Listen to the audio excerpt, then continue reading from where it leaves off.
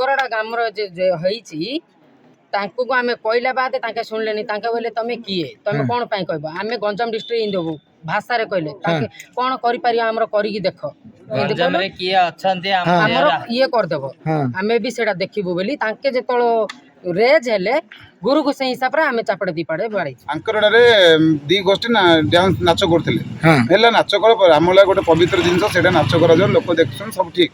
କିନ୍ତୁ ପରସ୍ପର ଭିତରେ ଉଲଗ୍ନ ହେଇକି ତମର 30ଟା କିନ୍ନର ଆଙ୍କର 30ଟା କିନ୍ନର ଭିତରେ ମାଡ଼ ଗୋଡ଼ି ହେଇକି ଉଲଗ୍ନ ରୂପ ମାନେ ସେଠି ମା ଭଉଣୀ ଭାଇ ସମସ୍ତେ ଦେଖୁଛନ୍ତି।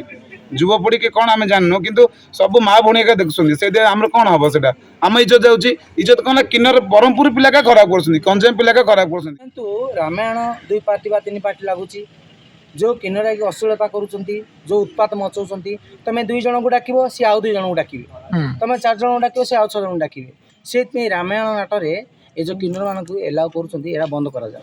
ନମସ୍କାର, ମୁଁ ଶିବାନୀ ଗୌଡ଼, ବ୍ରହ୍ମପୁରର।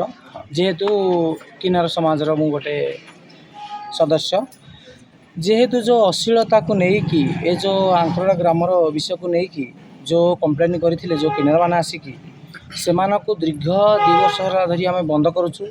ଯେହେତୁ ଏ ଜିନିଷକୁ ବ୍ଲେମ୍ କରାଯାଉ, ଯେହେତୁ ଓପେନ୍ ଯେଉଁ କରୁଛ, ମା ଭଉଣୀ ଆମର ଗାଁ ଗଣ୍ଡା ଭଲ ମନ୍ଦ ଦେଖୁଛନ୍ତି, ଗାଁ ଗାଉଁଲିଆ ବାସନ୍ଦ ଦେଖୁଛନ୍ତି, ଏସବୁ ବନ୍ଦ କରାଯାଉ। ସେମାନେ ଯେହେତୁ ଶୁଣିଲେ ନାହିଁ, ବହୁତ ଥର ଡାକି ଆମେ ମିଟିଂ ବି କରିଛୁ, ଆମ କଥା ଶୁଣିଲେ ନାହିଁ, ରଖିଲେ। ତମ ହାତେ ଯାହା କର, ଆମ ଆଇନକୁ ଡରୁନୁ, ଆମେ ହିଜଡ଼ା, ଆମେ ଅମକ ସମକ, ଆଇନ ସମସ୍ତଙ୍କ ପାଇଁ ଭାଇ ଅଛି। ଯେହେତୁ ଭୁଲ ସେମାନେ କଲେ ବାରମ୍ବାର ଥର, ତ ଆମେ ଶୁଣିକି କିଛି ଆମ ଭାଇ ବା ଚାଲନାତି ଆମେ ଗଲୁ। ତ ସେମାନେ ଆମ ଉପରକୁ ଆଟାକ୍ କରିବାକୁ ଆସି ଓଲଟା ଆମ ଉପରେ ଇଞ୍ଜାମ ସେମାନେ ଲଗେଇଛନ୍ତି, ବୁଝିଲେ। ଯେହେତୁ ଏଇ ଜିନିଷଟାକୁ ସବୁବେଳେ ପାଇଁ ବନ୍ଦ କରାଯାଉ। ଏବେ ଆମେ ସାର୍ଙ୍କ ସହିତ ଭେଟିଲୁ, ସାର୍ ସହିତ ଭଲସେ ଆମେ କଥା ହେଲୁ। ସାର୍ ବହୁତ ଭଲ ବି ଅଛନ୍ତି, ଆମ ସହିତ ବି କଥାବାର୍ତ୍ତା ହେଲେ। ଏଇ ଯେଉଁଠି ବି ରାମାୟଣ ହେବ, 2 ପାର୍ଟି ଲାଗୁ କି 4 ପାର୍ଟି ଲାଗୁ, କିନ୍ତୁ ହିଜଡ଼ାକୁ ସେଠି ବନ୍ଦ କରାଯାଉ, କିନ୍ନରକୁ ସେଠି ବନ୍ଦ କରାଯାଉ। ଆଉ ଯାହା ଦଣ୍ଡ ପ୍ରୋଗ୍ରାମ ହେଉଛି, ଯେକୌଣସି ପ୍ରୋଗ୍ରାମ ବି ହେଉଛି, ଏଇ ଅଶ୍ଳୀଳତା ହେବ ନାହିଁ। ଅଶ୍ଳୀଳତା ଯେଉଁ ବି କିନ୍ନର କରିବ ତାଙ୍କୁ ତୁରନ୍ତ ଗିରଫ କରାଯାଉ। ଯେହେତୁ ରାମାୟଣ 2 ପାର୍ଟି ବା 3 ପାର୍ଟି ଲାଗୁଛି, ଯେଉଁ କିନ୍ନର ହେଇକି ଅଶ୍ଳୀଳତା କରୁଛନ୍ତି, ଯେଉଁ ଉତ୍ପାତ ମଚାଉଛନ୍ତି, ତମେ 2 ଜଣଙ୍କୁ ଡାକିବ, ସିଏ ଆଉ 2 ଜଣଙ୍କୁ ଡାକିବେ। ତମେ 4 ଜଣଙ୍କୁ ଡାକିବ, ସିଏ ଆଉ 6 ଜଣଙ୍କୁ ଡାକିବେ। ସେଇଥିପାଇଁ ରାମାୟଣ ନାଟରେ ଏ ଯେଉଁ କିନ୍ନରମାନଙ୍କୁ ଏଲାଉ କରୁଛନ୍ତି, ଏଇଟା ବନ୍ଦ କରାଯାଉ। ସାର୍ଙ୍କ ପାଖରେ ଏଇ ମତାମତ ଆମେ ରଖିଲୁ, ଯେହେତୁ ସାର୍ ବି ଏ କଥାରେ ଆମ ସହିତ ଏକମତ। ଏସ୍ପି ସାର୍ ମିଶିଲେ, ଏସ୍ପି ସାର୍ କ'ଣ କହିଲେ? ସାର୍ଙ୍କ ସହିତ ଏଇ ମତାମତ ହିଁ ରଖିଲୁ। ଯେହେତୁ ସାର୍ ଦେଖନ୍ତୁ ଏଇ ସବୁ ବିଶୃଙ୍ଖଳା ହେଉଛି, ଯେହେତୁ 2 ଜଣ କିନ୍ନର ଆସିଲେ 4 ଜଣ ଆସୁଛନ୍ତି, ଯେହେତୁ ଉଲ୍ଲଗ୍ନ ହେଉଛନ୍ତି ବା ଅଶ୍ଳୀଳତା କରୁଛନ୍ତି, ସମସ୍ତେ ଦୁନିଆ ଜଗତ ଦେଖୁଛନ୍ତି। ଆମ 10ଟା କିନ୍ନର ପାଇଁ 10,000 କିନ୍ନର ବଦନାମ ହେଉଛନ୍ତି ଓଡ଼ିଶାରେ। ତାଙ୍କୁ ମାଡ଼ କାହିଁକି ମାରିଲେ? ଯେଉଁ ଆଙ୍କରଡ଼ା ଯାତ୍ରା ଲାଗିଥିଲା, ମାଡ଼ କାହିଁକି ମାରିଲେ? ଆଇନକୁ ହାତକୁ କାହିଁକି ନେଲେ? ସେଇଟା ଆମେ ମାଡ଼ ମାରିନୁ। ଯେହେତୁ ଆମର ଗୋଟେ କିନ୍ନର ପରମ୍ପରା ଅଛି, ଯେହେତୁ ଘର ଭିତରେ ଦେଖ ଭାଇ, ତମର ଗୋଟେ ବାପା ଥାଏ, ମା ଥାଏ, ଛୁଆଟି ଭୁଲ କଲା ମାନେ ବାପା କି ମା ଶାସନ କରାଏ। କାହିଁକି ସେ ଗଲତ ରାସ୍ତାକୁ ଗଲି ଗୋଟେ ଜାବୁଡ଼ାଟି ମାରେନି ମା ବାପା ଆମର। ସେମିତି ଆମର କିନ୍ନର ମାନଙ୍କର ହେଉଛୁ ଛୁଆମାନଙ୍କର ବାପା ବା ଆମେ କ'ଣ ଛୁଏ। ଯେହେତୁ ଭଲ କଲେ ବା ମନ୍ଦ କଲେ ଛୁଆ ଆମର, ଆମେ କହିବାକୁ ଅଧିକାର ଅଛି। କହିଲା ଅଛି ସେମାନେ ଡ୍ରିଙ୍କ କରି, ଟୋକାମାନଙ୍କୁ ଧରି, ଟୋକାମାନଙ୍କୁ ବ୍ଲାକମେଲ୍ କରି, ମାନେ ଟୋକାମାନଙ୍କ ସହିତ ଖରାପ କାମ କରିଦେଇ ଭିଡ଼ିଓ କରି ତାଙ୍କୁ ବ୍ଲାକମେଲ୍ କରୁଛନ୍ତି। ସେଇ ଯିଏକି ଯେଉଁ ତା ନାଁ କ'ଣ, ସୁଗର, ତା ନାଁ କ'ଣ, ଜୟଶ୍ରୀ ପାଠୀ, ସିଏ ଏ ଯେଉଁ ଆସିଛନ୍ତି ବି କଟକରୁ ଆସିଛନ୍ତି କିନ୍ନର, ସିଏ ଗଞ୍ଜାମ ଡିଷ୍ଟ୍ରିକ୍ଟରେ ଆସି ଉତ୍ମାତ ମଚେଇକି ପଳେଇବେ, ଭୋଗୁଛନ୍ତି ଆମରି ଛୁଆ। ଆଚ୍ଛା, ଏସବୁ ପାଇଁ ବନ୍ଦ କରାଯାଉ, ରିକ୍ୱେଷ୍ଟ କରୁଛୁ।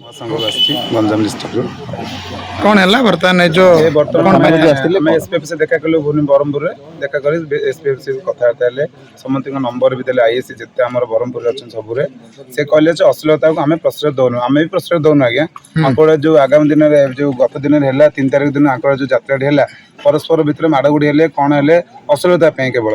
ଆମେ ଦୀର୍ଘ 1.5 ବର୍ଷ ହେଲା ତାଙ୍କୁ ଅପେକ୍ଷା କହୁଥିଲୁ ଯେ ବାରମ୍ବାର ତମେ ଜିନିଷ କରନି, ତମେ କଳା ପ୍ରଦର୍ଶନ କର। ଆମେ କିନ୍ନର, ଆମେ କଳାରେ ବଞ୍ଚିପାରିବା, କଳାକାର କେବେ କଳାକାର କାମ କରୁ, କିନ୍ତୁ ଅଶ୍ଳୀଳତାକୁ ଆମେ ପ୍ରଶ୍ରୟ ଦେଇନୁ କି ଆଗାମୀ ଦିନରେ କେବେ ବି ଦେବୁ ନାହୁଁ।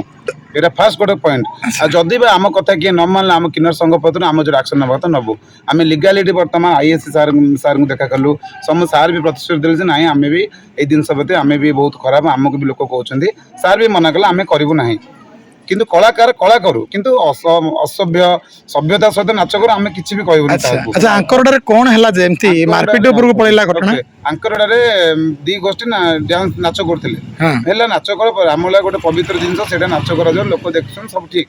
କିନ୍ତୁ ପରସ୍ପର ଭିତରେ ଉଲଗ୍ନ ହେଇକି ତମର 30ଟା କିନ୍ନର ଆଙ୍କର 30ଟା କିନ୍ନର ମୋ ଭିତରେ ମାଡ଼ ଗୋଡ଼ି ହେଇକି ଉଲଗ୍ନ ରୂପ ମାନେ ସେଠି ମା ଭଉଣୀ ଭାଇ ସମସ୍ତେ ଦେଖୁଛନ୍ତି ଯୁବପିଢ଼ି କି କ'ଣ ଆମେ ଜାଣିନୁ କିନ୍ତୁ ସବୁ ମା ଭଉଣୀ ଏକା ଦେଖୁଛନ୍ତି ସେ ଆମର କ'ଣ ହବ ସେଟା ଆମ ଇଜ୍ଜତ ଯାଉଛି ଇଜ୍ଜତ କ'ଣ ନା କିନ୍ନର ବ୍ରହ୍ମପୁର ପିଲାକା ଖରାପ କରୁଛନ୍ତି ଗଞ୍ଜାମ ପିଲାକା ଖରାପ କରୁଛନ୍ତି କିନ୍ତୁ ସେ ଡିଷ୍ଟ୍ରିକ୍ଟରେ ସେମାନେ କଟକ ଯାଜପୁର ପିଲା ଆଜ୍ଞା ଆମର କିଏ ନାହିଁ ଆମ ଡିଷ୍ଟ୍ରିକ୍ଟ ପିଲା ଆମ ନାଚ କଲେ ଠିକ୍ ଅଛି ସେମାନେ କଟକ ଯାଜପୁର ଆସି ନାଚ କରିକି ଉଲଗ୍ନ ହେଇକି ପୁରା ଆମର ପରମ୍ପରା କ'ଣ ଆମର ପୁରା ଧଜିଆ ଉଡ଼େଇ ସାରିଲେଣି ସେମାନେ ତ ସେମାନଙ୍କ ପାଇଁ ଆକ୍ସନ୍ ନେବା ପାଇଁ ଆମେ ଲିଗାଲିଟି ତାଙ୍କୁ ବାଡ଼େ କିଏ କିଛି କରିନାହିଁ ତାଙ୍କ ପରସ୍ପର ଭିତରେ ମାଡ଼ ଗୋଡ଼ି ହେଇଛନ୍ତି এটা ବି ଦେଖନ୍ତୁ ଆପଣ ଭିଡ଼ିଓ ଦେଖିଲେ ଜାଣିପାରିବେ ସବୁ ଭିଡ଼ିଓ ତାଙ୍କର ଅଶ୍ଳୀଳ ଭିଡ଼ିଓ ବି ମୁଁ ରଖିଛି ସବୁ ଜିନିଷ ତାଙ୍କର ସବୁ ପ୍ରୁଫ୍ ଆମ ପାଖେ ଅଛି ବୋଲି ଆମେ ଆସିଛୁ ଆଜ୍ଞା ଆମେ ଏଗ୍ରିମେଣ୍ଟ ଗୋଟେ ଜିନିଷ କରିବୁ ଯେ ଆମେ ଡ୍ୟାନ୍ସ କରୁ କଳାକାର ଗୋଟେ ଆଜ୍ଞା କଳାକାର ତା ପେଟ ବସେ କରୁଛି ଠିକ୍ କିନ୍ତୁ ପୁରା ଆମର ଅସଭ୍ୟ କି ଶାଳୀନତା ସହିତ ନାଚ କରିବୁ ଯେମିତି କଭର ଯେମିତି ଗୋଟେ ଝିଅ ପିଲା ନାଚ କରୁଛି ଆମେ ସେମିତି ହିସାବରେ ନାଚ କଲେ ଆମେ ସବୁ ଶୁଣୁ ନା କ'ଣ କହୁଛନ୍ତି ସମସ୍ତେ ସେତିକି ଏଗ୍ରି ଆଉ କି ଉଲଗ୍ନ ରୂପ ଯଦି ବି ନେକ୍ସଟ ଟାଇମ୍ କଲେ ବି ଆମେ ବି ଆକ୍ସନ୍ ନେବୁ ଆଜ୍ଞା ନମସ୍କାର ମୁଁ ସ୍ୱପ୍ନା କିନ୍ନର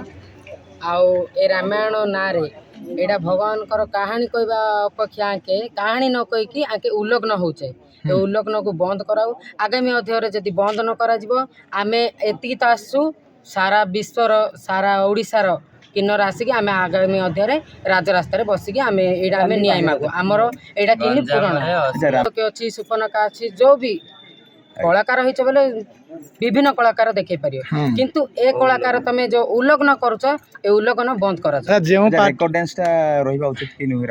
ରେକର୍ଡେନ୍ସ ରହିବ କିନ୍ତୁ ଏ ଓପନ୍ ଯୋଉ ଖୋଲା ଖୋଲି ହଉଛି ସେଟା ବନ୍ଦ କରାଯାଏ ଆଙ୍କରଡା ଗ୍ରାମର ଯେ ହେଇଛି ତାଙ୍କୁ ଆମେ କହିଲା ବାଦେ ତାଙ୍କେ ଶୁଣିଲେନି ତାଙ୍କେ କହିଲେ ତମେ କିଏ ତମେ କ'ଣ ପାଇଁ କହିବ ଆମେ ଗଞ୍ଜାମ ଡିଷ୍ଟ୍ରିକ୍ଟ ହିଁ ଦେବୁ ଭାଷାରେ କହିଲେ ତାଙ୍କେ କ'ଣ କରିପାରିବା ଆମର କରିକି ଦେଖ ଆମର ଇଏ କରିଦେବ ଆମେ ବି ସେଟା ଦେଖିବୁ ବୋଲି ତାଙ୍କେ ଯେତେବେଳେ ରେଜ୍ ହେଲେ ଗୁରୁକୁ ସେଇ ହିସାବରେ ଆମେ ଚାପଡ଼େ ଦିପାଡ଼େ ବାଡ଼େଇଛୁ।